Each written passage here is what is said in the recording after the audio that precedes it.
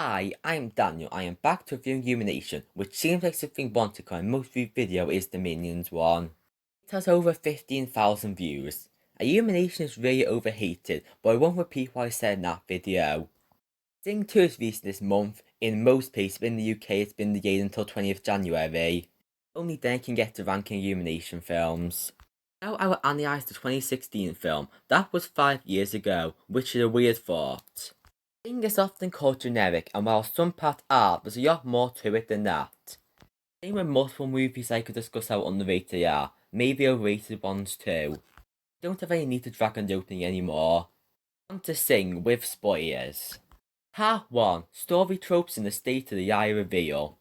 First I will discuss some of the stories. The side plot of the character will be discussed with the characters.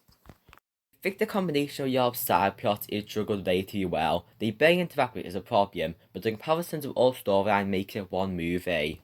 It is entertaining to watch, and the decision to have multiple main characters is a way to appeal to different demographics. You can argue with shameless pandering, but none of the stories seem like something kids in particular can relate to.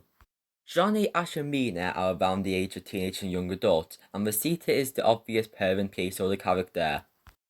The Moon is also an adult character. Him being a failure in the creative industry isn't going to be relatable to the main demographic. Yes, might help because he doesn't have the development arc, but he is also an adult. I more see the choice to not have a winner as a story point instead of a way to make all audiences happy.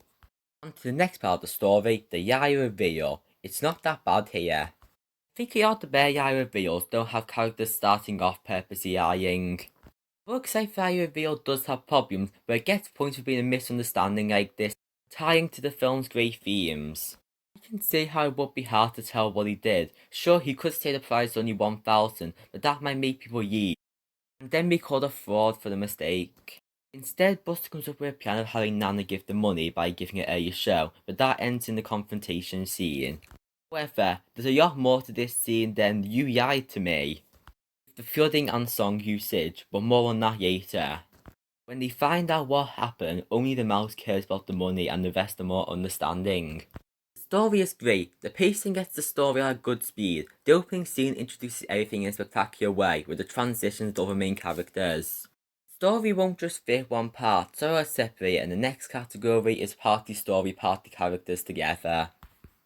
Part 2, Characters Arc. I titled this part Characters Arcs because I will mainly discuss their stories more than personality.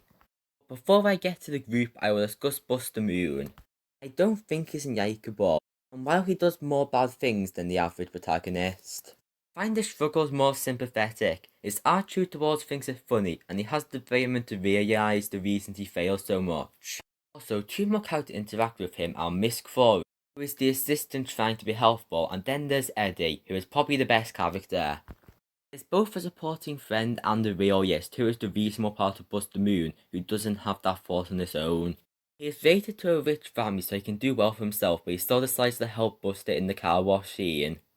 In the show he ends up an effect manager, and that fits how he acts. Sting has more character in the extended cast, and yet discuss all these side plots.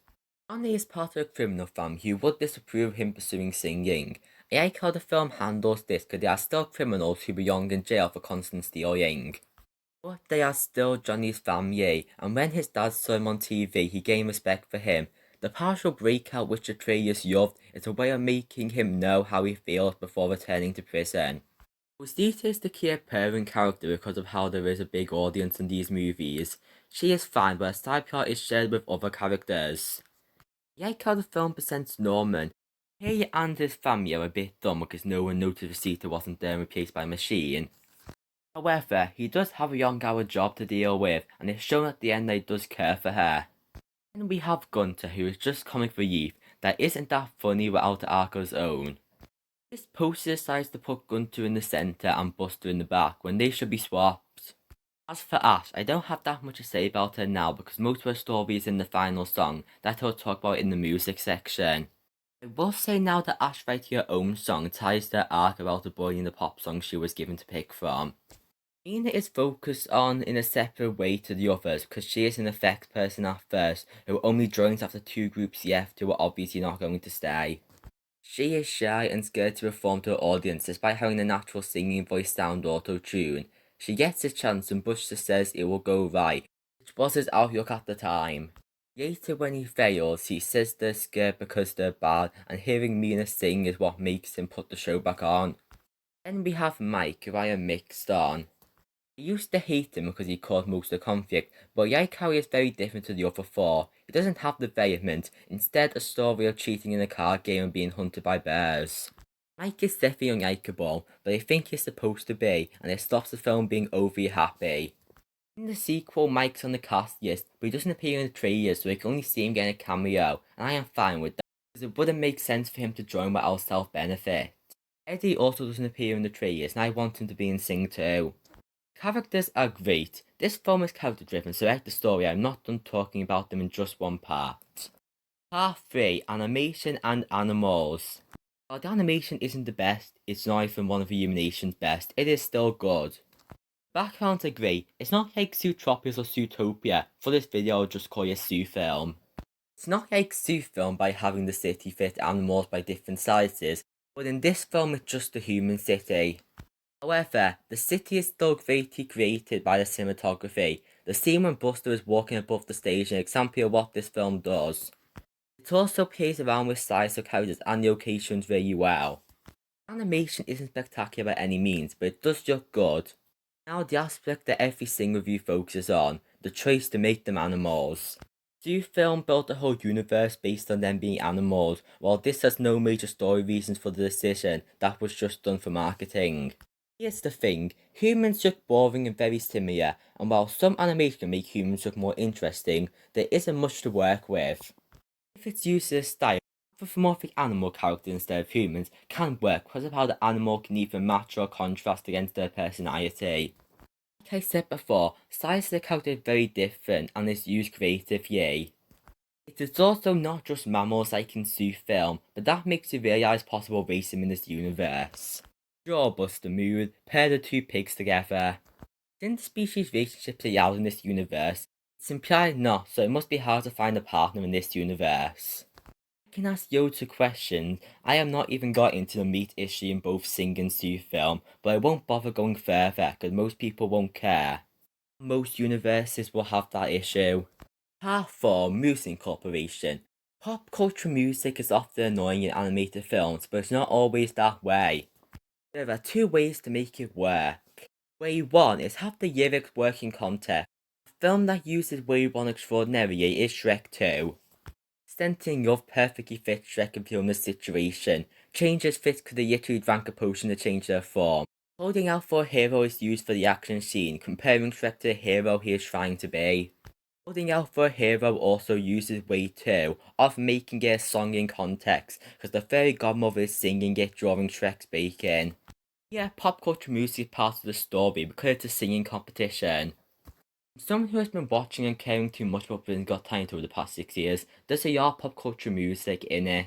Lots of the songs are showed in the audition compilation, so if a song you hate plays there, it doesn't matter much. It takes up to the second half for the proper songs to play, while it's used for atmosphere in the first half. Once There Was a Way, the actual song is called Golden Slumbers, but I'm going to refer to it as that. Excellently fits for Way 1, when most of the songs are Way 2 as well. This is the Everything Is Yossi, and it needs the song to push the emotion greatly. It was used earlier as Way 2, but now the lyrics of the song fit. Because before there was a way to get things good and you could say back home again. It is exceptionally used here. Under Pressure is used for a happy montage, and it isn't Way 1 or 2 and shouldn't work in theory. However, in practice the music goes well with the theatre being rebuilt, but it still isn't good music incorporation like the rest of the film is. Still haven't got to the final show yet, so this will be a young part. Everyone gets a song in the final show, and it is a bit too young, but it ties to the characters' arcs. It also has a lot more things happening during the shows. First, Shake It Off, which is pairing up Gunter and Rosita, who are vastly different in singing approaches. Combining them seems like a disaster, but they somehow made it work, proving differences can go well together. They do that while retaining both their original styles. I'm Still Standing is the song that's pushed higher, probably because of its usage here. Johnny's dad escaping prison goes well with the song in the background, and the title fits. After what he's been through thinking his dad won't want to speak to him again, and he is still standing better than he ever did, same with some of the other characters. Also, he originally had a sad piano act song like you see at Golden Buzzer on BGT, but he went with a more upbeat song but kept the piano part. He kept the work he got yearning to play it, but went with a better song. Let It All Free is an original song in-universe written by her. When Ash's ex-boyfriend previously told her that she should leave writing songs to professionals, instead of singing Call Me Baby like was suggested, she sings a great original song, doing it her way, which sounds like a title to the next song, My Way. Mike only came to show off and then leaves. He doesn't have character development, so there is a meaning I can find here, but he did do it his way, a selfish way. Don't worry about a thing is sung by Mina, who worries you about performing. It speaks for itself, and I'm surprised there isn't a group number or dance party ending. Could have been so easy to include this tired trope, but this film didn't, unless you count the squid during the credits. Sing has a great soundtrack and most of the songs fit the context. This part is more about Incorporation rather than the songs itself, because that is half of the quality of a soundtrack. It is more of the quality of this soundtrack that is superb. Part 5. Comedy and poor advertising. This film is really funny. Some jokes I am not the audience for, like the slapstick and Gunter, but all of the best jokes are dialogue based. The line delivery is golden, with all what Buster Moon says working for me. The line I ran over my dad isn't that funny on paper, but the context and voice acting makes me love that line. Also, all the celebrities do give good performances here that fits their character. This is a more subjective thing that isn't even a full page, so we'll discuss the film's advertising here as well. The problem with the trailers is it gave way too much to the point that is one of the things remembered about Sing. All characters' story, mainly Johnny and Rosita, were told and even included clips from the final show. It made the car wash scene seem like a joke. They aren't awful trailers, but it showcases the problem with trailers showing too much. The only major thing it didn't show is the money misunderstanding. The idea of whether advertising will affect the film is interesting. On one hand, it's the film that lasts more than the trailers, but some people only watch the trailer and not the movie. 5 years later, the advertising is still remembered. Sing 2 has a similar point from what I can tell. The second trailer is mostly one scene, which I'm guessing is near the end of the film. Anyway, Sing is a film with great story, great characters, good comedy, and music well incorporated in the film. But there's one thing more to it than that. Part 6, only one way yet to go, up. This film is from the perspective of a creator who bought the theatre that he used to watch. Everything Buster Moon has tried with the theatre failed. He is in debt from the bank and everyone says he should quit. His last idea is a singing competition and word spread because a lot of people come to auditions. There is the money problem, needing over $999,000 for prize money. Most would probably still want to join the singing competition for $1,000, but it could end up a disaster with the media calling him fake. He instead prefers the early showing with loads of special effects with water and squids. Before the early showing even gets a chance to properly show, failure does end up happening for reasons not his own, instead Mike. Now things change with the theatre, his career, and his dream destroyed, and he admits he is scared. The character before was really optimistic, thinking things will work out. That was partly a facade or a decent exaggeration to hide how scary the idea of failure is. Nina is a character who is also scared, but with yes pressure and yes to use. Buster thought they were both scared because of good reason. He is somewhat right about this, but it shouldn't be the outlook on life. Later, when overhearing Mina sing, Buster decided to put the show back on, without the prize money, but there was a scene before this, the car wash scene. To make money, he has to wash cars, which doesn't have any creativeness to it. This was his rock bottom, but I'll quote this movie loves, and what I titled this part as, "Know what the best thing about hitting rock bottom? There's only one way to go, up." Even in that scene, he still had Eddie and Miss Crawley helping him. So he still has people to help him accomplish things. The show ends up a major success, and he can get the theatre back, but in this picture, the other characters are there too. The industry's attitude is presented here for how hard it is to be a creator.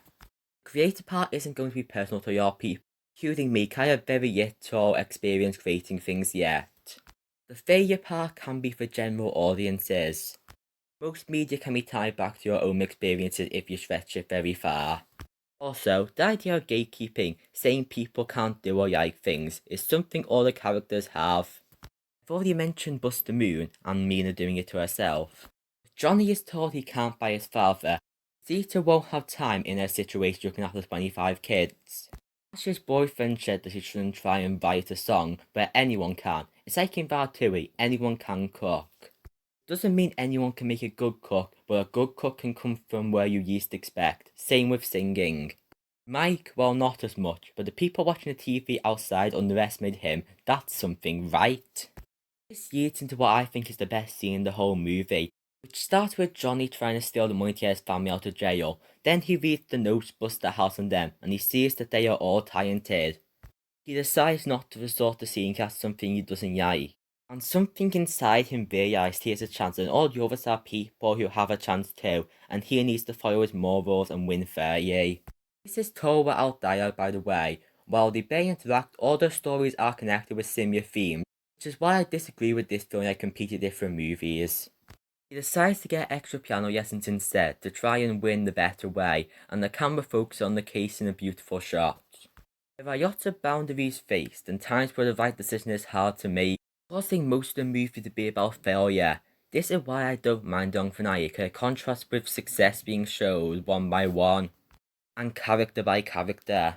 This film has great messages and themes. I don't quite think it's a masterpiece, but I was close to making this underrated masterpiece video. The other categories equally makes this an amazing film. That's what made this video so long. It will be very annoying editing this. Start like saying more and more as years go on, for all the reasons I have mentioned. It means things by jumping on a character's life at its worst point. But in most places you could be, figuratively, there's a way you can try to go up. Part 7, Conclusion. In conclusion, I think this is my second longest video. It's my longest and I on a single film. It gives some credit to Illumination again, although looking at their recent upcoming films, I fear the studio may be going downhill.